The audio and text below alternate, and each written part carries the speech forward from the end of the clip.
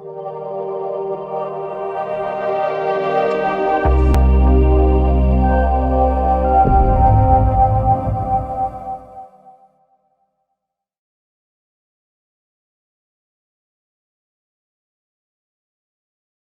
we're going to be talking about our PIREG 545 heat seal controller. The center of TOS technology is the PIREG heat seal temperature controller. The PIREG 545 controller is specifically built with the high response and precise control needed for sealing the wide variety of polymeric films used in contemporary packaging. Precise control assures easy validation because every sealing cycle will be the same, minute to minute, day to day, year to year. High response allows more cycles per minute because the heat seal band can be energized and brought to sealing temperature before the jaw bars close. Precise control eliminates temperature overshoot, extends heat seal band life, and aids in the preservation of anti-stick cover strips. The PIREG 545 is conveniently panel mounted with temperature ranges of up to 500 degrees C. And voltage ratings of 115 volts, 230 volts, and 400 volts. Power ratings can be as high as 15 kVA and even higher by use of an optional booster, depending on the lengths and the widths of the heat sealing bands. Now let's start our lesson on how the 545 works. Here we see the front face of the 545. On the face you have a digital panel which displays the temperature that you want to seal at, and it also has an actual temperature which shows you the temperature of the band. In this case, it's showing you that the band is sitting at room temperature, about 24 degrees centigrade. As soon as the band heats up, there's a bar graph here that will scroll to the right, and this temperature up here will increase to the value that you want to seal at. Underneath that, you have a sealing time. Here it's saying it's a 1.7 second sealing time. And then you have a cooling temperature of 85 degrees. And we have a batch counter as well that will log the count of each cycle. Then we have 4 buttons that are conveniently located here at the right.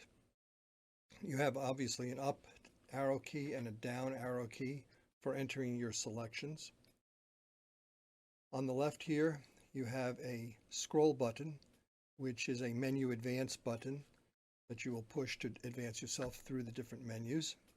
And on the right, you have a multi-purpose button, and it's an enter key, a hand key, or a reset key, depending on how you use it. So after every input that you want to enter, you would hit that enter key there on the right to lock in your entry. And of course, here's a picture of the back of the unit showing the Phoenix connectors for the different hookups for your power, for your booster, for your relays, for your alarm sensing.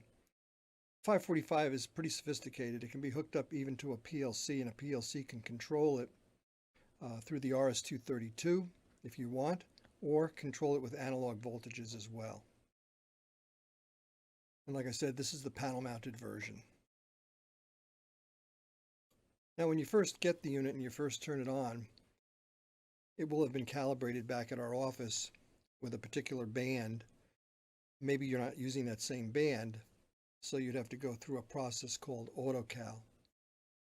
And the first message that's going to come up, and you might have to scroll to it with that advance button that we talked about, is you want to come up to a screen that invites you to hit an enter button to do the AutoCal. So once you hit that enter button, the unit will start to count down from about 35, count backwards all the way back to 0. And during that process, it's checking the resistance of the element and logging its resistance at room temperature. And then internally, when it's all done, it'll come back to this, what we call the home screen. And now the controller knows the temperature of the band at room temperature, and it assigns its electrical resistance at room temperature. What's going to happen when this band heats up is that we are going to drive the band to a specific resistance value. Internally, it'll be converted to temperature that you'll see on the display, but we are actually controlling the resistance of the heating band.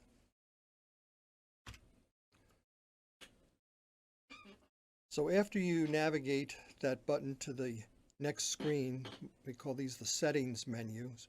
These menus begin with the number 101 and go to about 113 or so. And to advance from one menu screen to the other menu screen, you would hit that advance key that we talked about, that scroll button that's down here on the keypad. So let's first go to menu 101.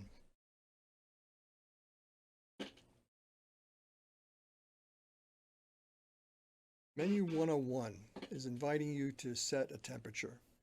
And here you simply use the up and down arrow keys to advance the temperature to a higher number, or the down arrow key to go to a lower number. Once you see the temperature that you want in that window, you hit the enter key to lock it in. The next menu, 102, is inviting you to enter a preheat temperature. This would be a value that you might want the band to warm up to before going to your sealing temperature. And this preheat temperature that you put in here is initiated with a 0 to 24 volt voltage value to kick it off. And as long as that value is held on the I/O on the back, it stays at the preheat temperature. Then once a start signal is given, it will advance up to the sealing temperature for the duration that you put in your timer. Start delay, menu 103. This is where you might want the timer to start counting down, not when you give it a start command, but seconds later or tenths of a second later after a start command is initiated. Most times you want it to start counting down as soon as you give it a start command. So you'd leave this 0. Sealing time. This is in seconds. Here it's displaying that we're doing a 2-second seal, but you can make that seal length all the way up to 99.9 seconds. So here again, you'd use your up and down arrow key. You'd poke in until you see the desired sealing time. Once you get there, the number will be blinking, meaning that it's not locked in. But once you hit the enter key over here on the right, now it locks it in, and that will be your sealing time. In this display on menu 105, we're showing a cooling time of 6 seconds. Sometimes you might want to try the option of cooling to a specific temperature. This is something that you can set up in the configuration menu, where instead of cooling down by 2 seconds or 3 seconds of cooling, you cool down to a specific temperature value. We prefer to do that if you can, because as the bar changes its temperature profile during the course of the day, giving it a 3-second cool down is going to give you a slightly different effect in the morning when the bars are cold than in the afternoon when the bars are warmed up a bit. So by cooling to a specific temperature, and if that was the case, this menu 105 would say cooling temp, and you would put in something like 90 degrees centigrade. The band would cool down to 90 degrees centigrade and give you a signal that the cycle is over when you reach that cool down temperature, as opposed to, in this case, the cool down time. Menu 106 is the hold mode. In this case, we show it's off. Now, on the right key, what this does here is when you choose off, on, or 2 seconds, at the end of a sealing cycle, the temperature that the band reached will lock in on the screen and stay on the screen for 2 seconds if you selected 2 seconds here. If you just select the word on, it will stay on for until the next sealing cycle at the temperature that you reached on the previous seal. If you leave it off, no hold mode, that means that as the display that's showing the temperature of the band will always show the temperature of the band, whether it's heating, cooling, not just when it reached its peak temperature. So hold mode off is usually what we do if you want to see the exact temperature of the band at that very moment all the time. This was that screen that we talked about with the autocal, where you hit the enter key and it initiates the autocal. That's menu 107. Now the 545 has the ability to store recipes in it.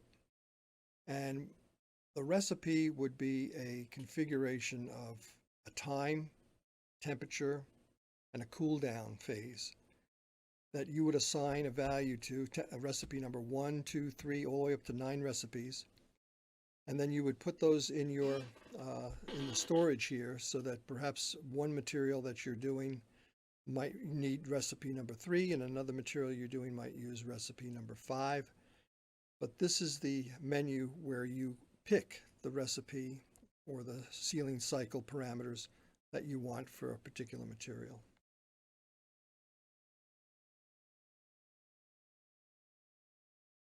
This is where you would enter your recipes. Once you pick those parameters, you would pick a number with the up and down arrow keys to assign it a value.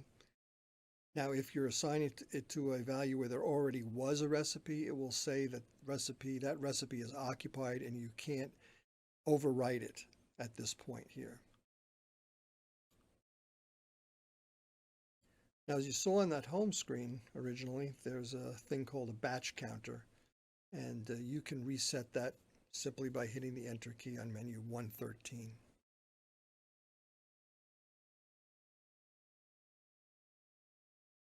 So those are our settings menus, and they are the ones that you use day to day. And now I'm going to go on and we're going to start to talk about the configuration menus.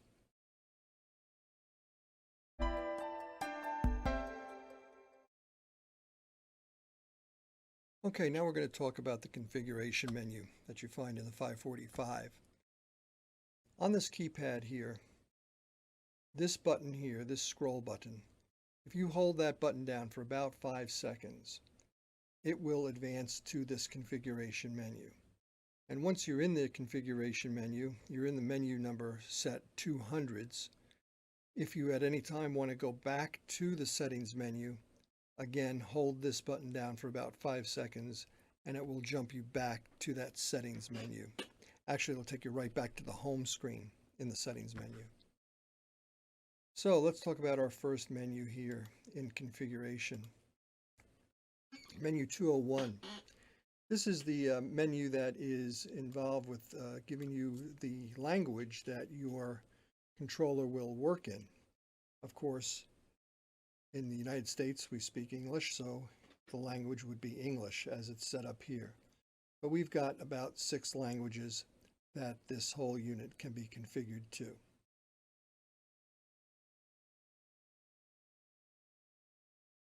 The next menu has a number of recall settings. 3 options. We have what's called factory recall, customer recall, and to save the customer's settings. Now, when the unit leaves here, our factory, and goes to a manufacturer, they put it in a machine, they will set up a configuration in that machine that would be called the customer settings. When it leaves the original factory, it was set up to factory settings. So if you ever have to do a reset on your settings in your machine, the first thing you'd want to do would be a recall customer settings, because you don't want to erase things that are particular to the machinery that the unit is mounted into, specifically how certain relays behave on the back that give signals to solenoids on how to fire. But these 3 settings are here, and then if you do change configurations and you want to lock those in, you can hit the save customer settings as well. Menu 203 is where you would put in what's called the temperature coefficient of the heat sealing band. TOS makes about 3 different alloys. You have an alloy 20K, an alloy 20C, and we have a product called Norex. Each one of these products takes a different value as far as its temperature coefficient. The temperature coefficient defines the curve and how the resistance of the band is interpreted as temperature. So it's important to know which alloy you're using so that you can put in the correct value in this screen. Menu 205 is where you set the range of the unit. You can see on the bottom here we have a 200 degree, 300 degree, 400 degree, and 500 degree range on the unit. So if you're working at 150 degrees, you might pick the 0 to 200 degree range. If you're working at something like 250 degrees, you might pick the 0 to 300 degree range for the unit. Now within your range, this is where you would set the maximum temperature that you are allowed to program up to. So if you have an operator that you want to restrict that they can't possibly go over a certain temperature, this is the field where you would put that in. And even if they were in 0 to 500 degree range, they would not be able to pick a high temperature value if you restricted them in this window.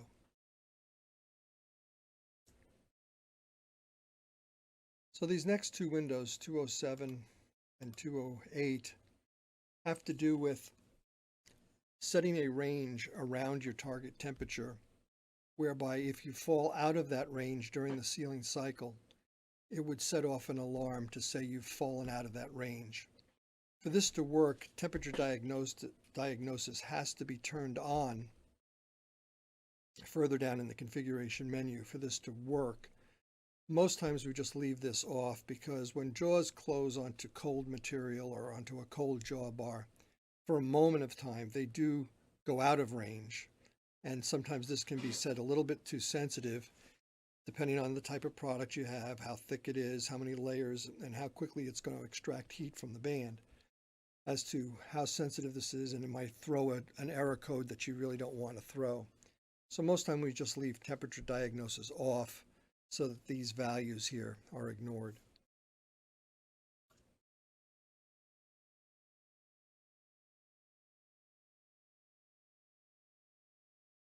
This is where you would tell it to set time control for the unit. In other words, are you controlling this unit with the built-in timers in the 545, or are you using an external timer? Okay, so it's either going to be off for an external timer to time it, or on if the internal timers are working. There's also another thing that says on with start supervising, which basically means that once you give it a start signal, that start signal needs to be present throughout the cycle. If for some reason, your finger came off the start button, or the relay that controls the start deactivated, it would deactivate the cycle, totally shut it down, even though the timer hadn't run out yet.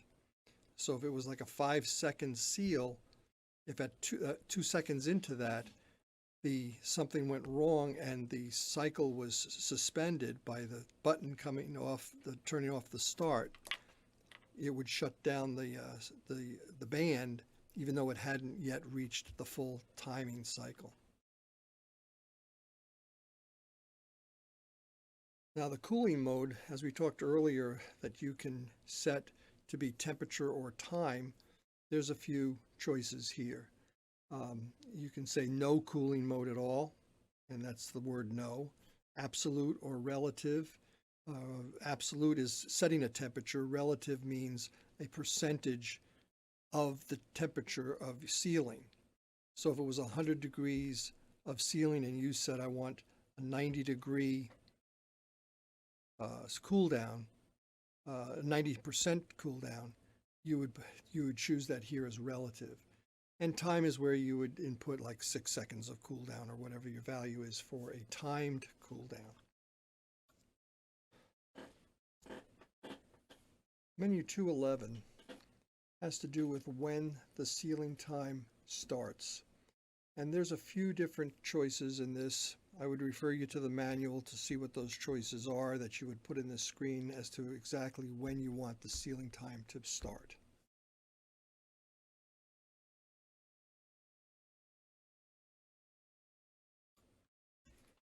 Menu 212 has to do with our K1 relays. Now the 545 has two K relays, a K1 and a K2. And what these are 3 I/O, 3 pinouts, so that you can set to be normally open or normally closed, how you look at that relay.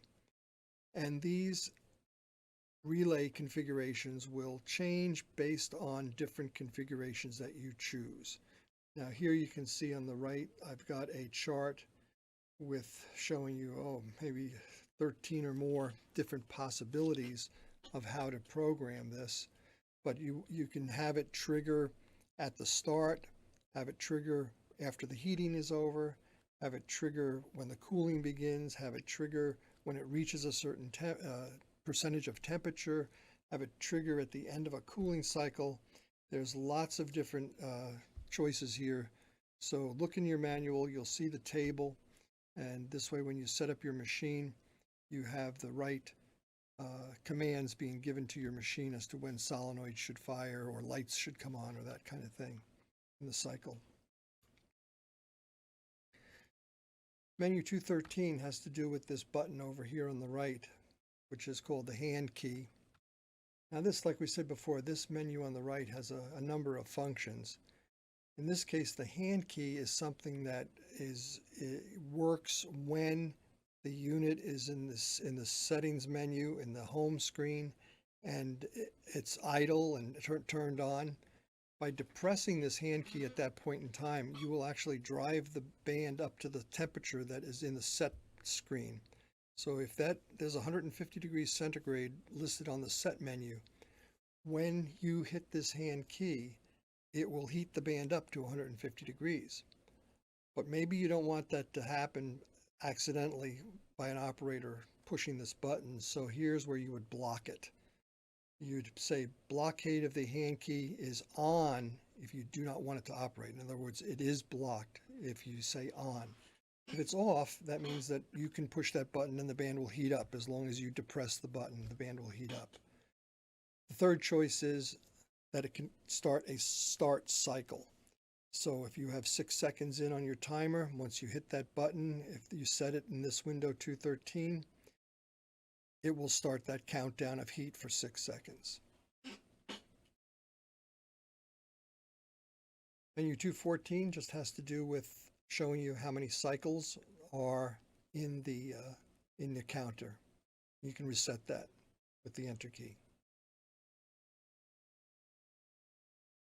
The alarm relay that's on the back of the controller is 2 I/O, 2 electrodes that can be normally open or normally closed, depending on how you choose it here.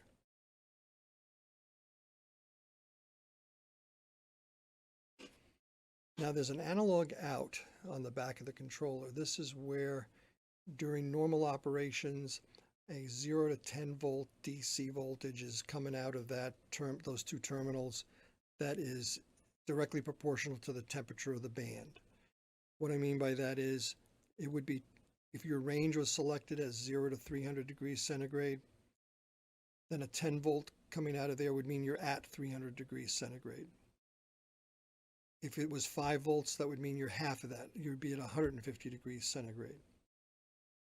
Now, this analog out terminal, by the way, when it's outputting a 0 to 10 volt signal and you happen to be in an alarm state, you will be able to read that voltage and compare it to a chart, and it will tell you exactly which alarm you're in. Now the 545 will display that in English on the screen as well, but if you needed that transmitted to a PLC or an external device, the 0 to 10 volt signal would change to a value that indicates what the alarm is. So in this screen, you can change the behavior of the analog out button to do what we mentioned just now, or even just give a steady 10-volt signal or power to use for other I/O that you might want to energize, which we'll talk about later. This is that screen I talked about before, where if you had set a plus or minus value around a desired temperature and you fell out of that range, if temperature diagnosis was on, it would flag an alarm. So most people just leave this off so they don't accidentally get an alarm for being out of range.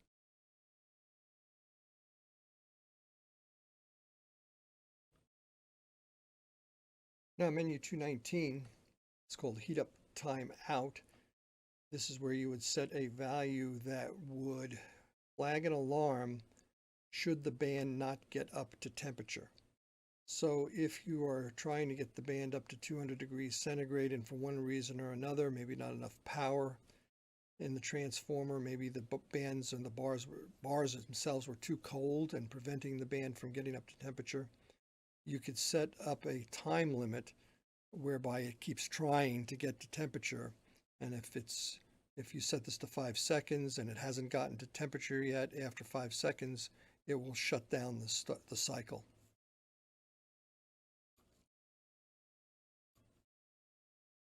Now on the back of the controller, in addition to those K1 relays that we talked about, there is an output relay. The behavior of this output relay can be very similar to the K1 relay, and there's just as many possibilities to choose from here. This one says off, but you can choose a number of different possibilities here for the behavior of this relay as output. It's 2 buttons and two I/O, so just check that out in your manual and you can see all the choices there. Here's where you would set it to be normally open or normally closed. Of course, you know, the unit can be set up to run in Celsius or Fahrenheit, and simply by choosing with the up and down arrow key which one you choose and then locking it in with the enter key. Here's where you would choose that value.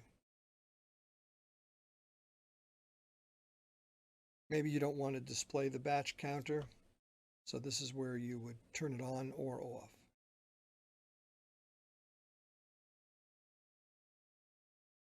And when you get your manual on this, you will see that there are some parameters in here that you may not have seen in your units from the past if you had other controllers in the past. But there are certain features that we've added to this PIREG that that you can turn them off with this button right here and make this unit mimic maybe a controller that we would have sold in the past. But since we've added features, we allow you to display those features and use those features. Now we're going to talk about the advanced configuration menu.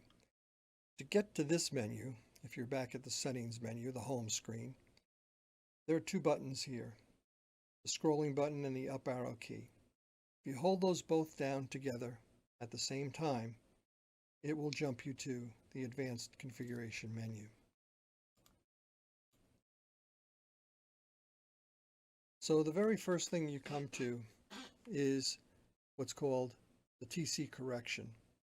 Most times we just leave that off, because if you choose the other 2 choices, single point or 8 point, after we do an autocal, it's going to put you into a cycle of wanting you to give it information from a thermocouple that you would have put on the band to tell it what the actual temperature is on a thermocouple versus what's on the display. In a single point, it's going to ask you the question once at a certain point in the curve and basically adjust the curve for sealing temperature versus resistance. If you choose 8 point, it's going to ask you 8 times what the temperature is on the thermocouple. And so there's a whole technique for how to do this. And it's probably best if you have a machine that is not set up for this, that you call the application engineer at TOS and ask them about how you might want to utilize this, because there are some inherent situations that might prevent this from working if the solenoids are not firing and opening the jaws and closing the jaws at the right time for this process. The P factor, this is something that really you shouldn't touch. It has to do with adjusting the resistance response of the band, and if you change this value to some number, you might lose control of the band's temperature. So this is really kind of a factory adjusting situation.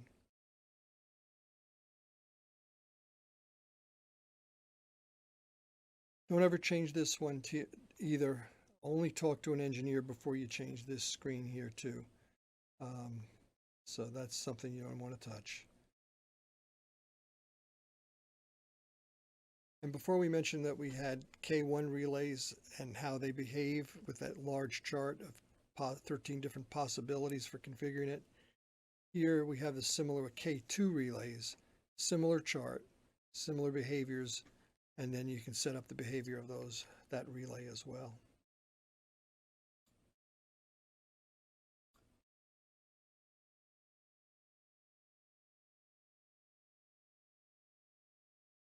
Now the timer on the screen in the home screen, when you hit the start button, the numbers in the timer, if you put 6 in there and it would count back from 6, 5, 4, 3, 2, 1, 0.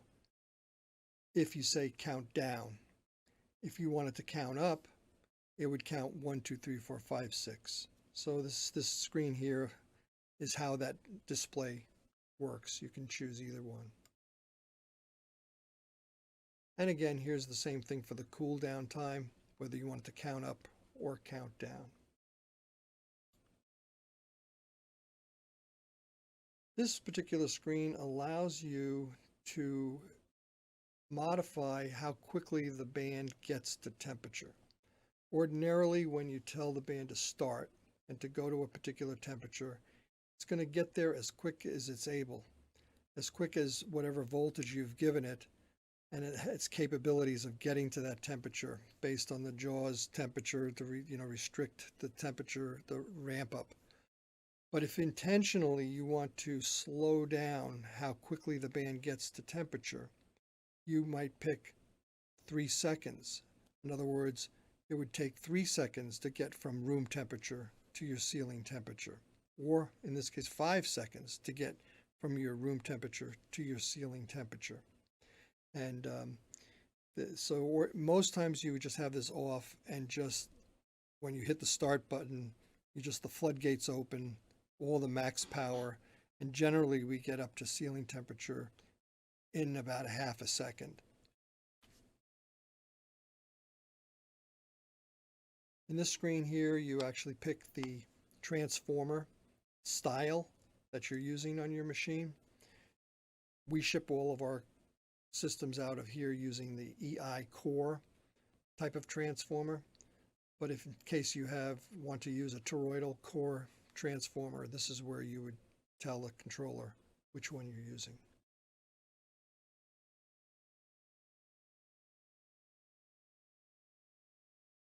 Now menu 312 is where you have 2 choices, off or 20 seconds. And what this means is, as you go scrolling through your menus and you're changing configurations, and perhaps say you're in the K1 relay selection and you're advancing through the choices there, and then you walk away from the machine for a while and you come back.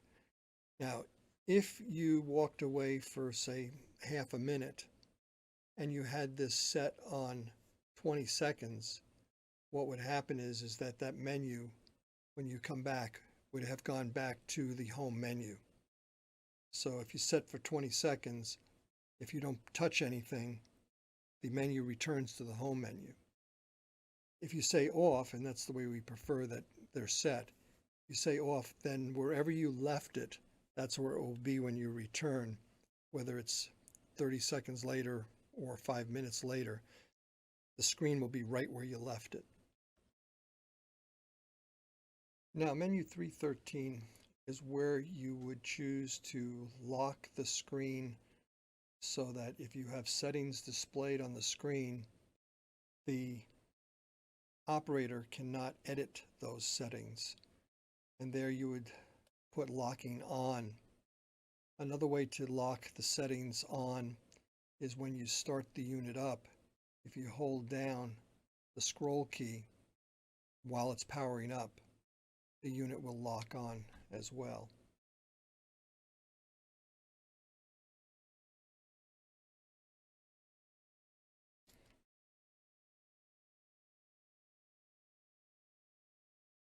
Now, when you put a setting in, as we've been explaining, that you want to hit the enter key to lock it in because the setting will be blinking, and then by hitting the enter key, it locks in that value. Here you can say, don't hit the enter key, just whatever I set it to, whatever number I put in, let it be the number I put on the screen, not requiring you to hit the enter key. We prefer that the number blinks and then you have to confirm it by hitting the enter key.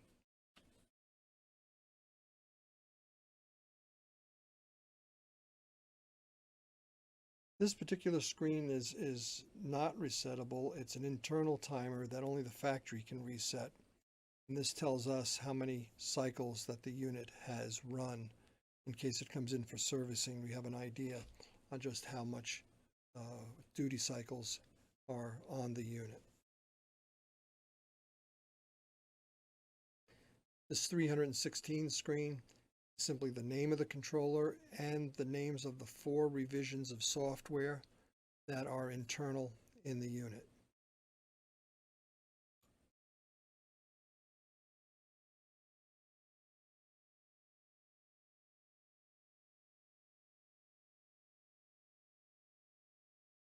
This unit has the capability of going into what's called measurement pause.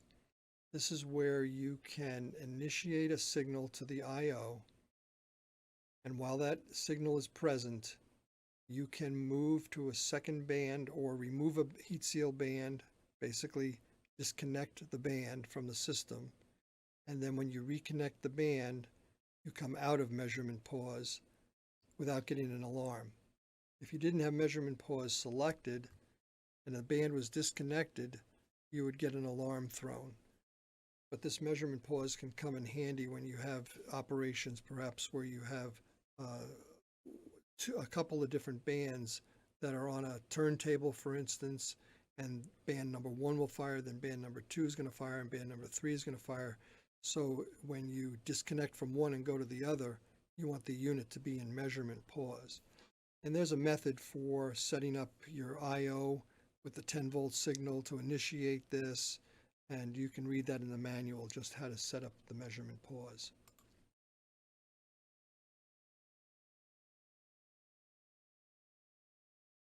This is basically, again, for the measurement pause as to where you're going to get that I/O start signal from. And that takes us through the advanced configuration menu on the controller. So that's the end of how to use the advanced configuration menu. Now, should you want to go to the next level of menus, which is the password level, these are the 400 level menus. To get there, you would hold the scroll key and the down arrow key down simultaneously, and this will then jump you to the 400 level menus. Now, there's various different ways and different levels of passwording, different things that can be passworded and protected, and others that cannot. But all those choices are in the manual, and it's written out very well there as to how to negotiate that, how to assign a password number to different instances. So refer to your manual, and you will be able to navigate this 400 menu. If at any time through all these menus you want to get back to the home screen, the settings menu, which you see here displayed now, simply hold this key down all by itself, the menu key all by itself, and it will get you back to the home screen. So if you have any more questions, give your machine builder a call or call us here at TOS Machine Components. We'd be glad to help you out.